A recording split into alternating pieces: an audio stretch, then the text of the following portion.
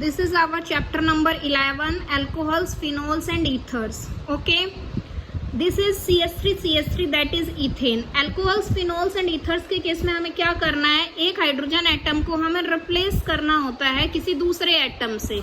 जैसे haloalkanes and haloarenes के अंदर जो हमने रिप्लेसमेंट किया वो हमने किसी हेलोजन एटम से किया, तो वो हमारा इथाइल क्लोराइड बन गया।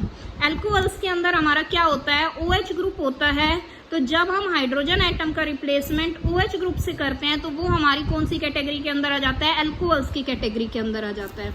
तो यहाँ से हम क्या कह सकते हैं कि अल्कोहल्स और फिनोल्स जो होते हैं वो हमारे किससे फॉर्म होते हैं, हाइड्रोजन एटम जो होता है हाइड्रोकार्बन के अंदर, जब हम उसे रिप्लेस करते हैं OH ग्रुप से एलिफेटिक या एरोमेटिक सिस्टम के अंदर, तब जो हमारा बनता है वो हमारा क्या बनता है, अल्कोहल और फिनोल बनता है। यहाँ पे हमारे पास CH3 single bond CH3 that is ethane. एक हाइड्रोजन एटम को अगर हम OH ग्रुप से रिप्लेस कर रहे हैं तो ये हमारा क्या हो गया, इथेनॉल। उसी तरह से ये क्या है हमारे पास, aromatic system that is C6H6। यहाँ पे एक हाइड्रोजन एटम की जगह अगर हम OH ग्रुप ऐड करते हैं तो ये हमारा क्या बन जाता है, फिनोल बन जाता है। ठीक है, तो अल्कोहल्स एंड फिनोल्स के अंदर क्या होता है, अगर एलिफेटिक के अंदर हम हाइड्रोजन एटम से रिप्लेसमेंट करते हैं तो अल्कोहल बनता है। एरोमेटिक के अंदर अगर हम हाइड्रोजन एटम का रिप्लेसमेंट करते हैं तो हमारा क्या बनता है, फिनोल बनता है। ठीक है, अब नेक्स्ट कैटेगरीज ईथर। ईथर के अंदर हमें क्या करना है कि वो जो हमारा हाइड्रोजन एटम है उसे हमें रिप्लेस करना होता है किससे, किसी अल्कोक्सी ग्रुप से। ठीक है, जैसे CH3 CH2 OCH3। ठीक है, अब हमें करना है क्लासिफिकेशन। क्लासिफिकेशन हमारा होता है मोनो, ड्राई और ट्राई और पॉलीहाइड्रिक अल्कोहल्स के अंदर। तो अल्कोहल्स और फिनोल्स जो होते हैं उन्हें हम क्लासिफाई कर सकते हैं मोनो, डाई, ट्राई या पॉलीहाइड्रिक अल्कोहल्स या कंपाउंड्स के अंदर। वो डिपेंड करता है कि एक है, दो है, तीन है, या यानी कि हाइड्रोक्सिल ग्रुप के नंबर्स के ऊपर डिपेंड करता है। तो देखो जिस तरह से यहाँ पे एलिफेटिक के अंदर एक OH ग्रुप है, यहाँ पे एरोमेटिक के अंदर एक OH ग्रुप है, तो ये हमारा कौन सा अल्कोहल होगा, मोनोहाइड्रिक अल्कोहल। यहाँ पे हमारे पास 2 OH ग्रुप है, यहाँ पे भी हमारे पास 2 OH ग्रुप है, ये एलिफेटिक के अंदर है, ये एरोमेटिक के अंदर है, तो ये हमारा क्या होगा, डाईहाइड्रिक।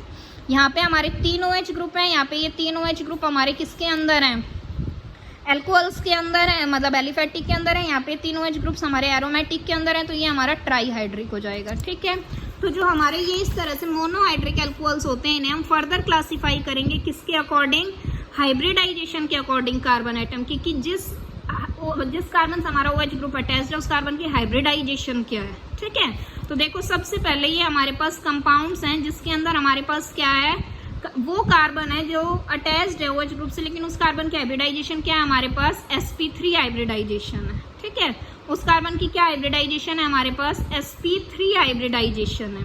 तो देखो क्या होता है हमारे पास, ये जो हमारे पास केस होता है अल्कोहल्स का, इसमें जो आपका OH ग्रुप अटैच्ड होता है, अल्कोहल्स के इस केस के अंदर जो OH ग्रुप अटैच्ड होता है वो किससे अटैच्ड होता है, आपका sp3 हाइब्रिडाइज्ड कार्बन से। ठीक है, किससे अटैच्ड होता है, sp3 हाइब्रिडाइज्ड कार्बन एटम से अटैच्ड होता है अल्काइल ग्रुप के।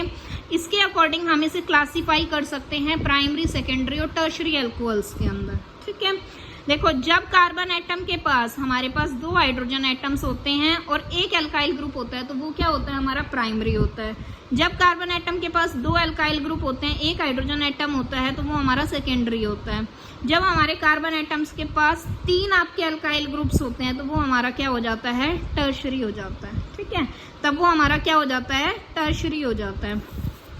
नेक्स्ट आता है हमारे पास एलाइलिक अल्कोहल्स। ठीक है, एलाइलिक अल्कोहल्स के केस में क्या होता है, देखो इन अल्कोहल्स के केस में क्या होता है, जो OH ग्रुप होता है वो अटैच्ड होता है किससे, sp3 हाइब्रिडाइज्ड कार्बन से।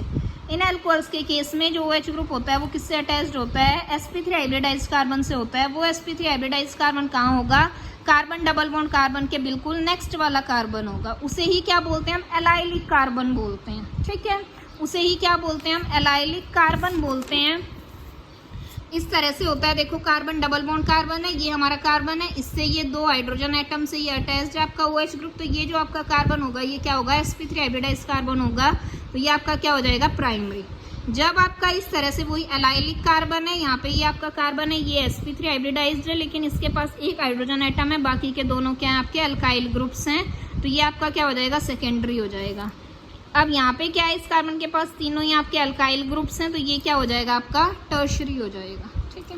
नेक्स्ट आता है हमारे पास बेंजाइलिक एल्कोहल्स। तो बेंजाइलिक एल्कोहल्स के केस में क्या होता है, इन एल्कोहल्स के केस में जो OH ग्रुप होता है वो अटैच्ड होता है किससे, sp3 हाइब्रिडाइज्ड कार्बन एटम से। ठीक है, वो किससे अटैच्ड होता है, sp3 हाइब्रिडाइज्ड कार्बन एटम से अटैच्ड होता है, जो हमारे एरोमेटिक रिंग के नेक्स्ट में होता है। ठीक है, तो देखो इस तरह से हमारा बेंजीन रिंग है, ये हमारा बेंजाइलिक कार्बन है, इससे OH ग्रुप अटैच्ड है, ये प्राइमरी हो गया।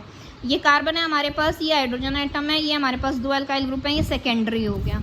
यहाँ पे ये हमारी एरोमेटिक रिंग है, हमारे पास ये हैं दोनों, मतलब तीनों ही अल्काइल ग्रुप्स हैं जिससे हमारा OH ग्रुप अटैच्ड है, तो ये क्या हो गया आपका टर्शियरी हो गया।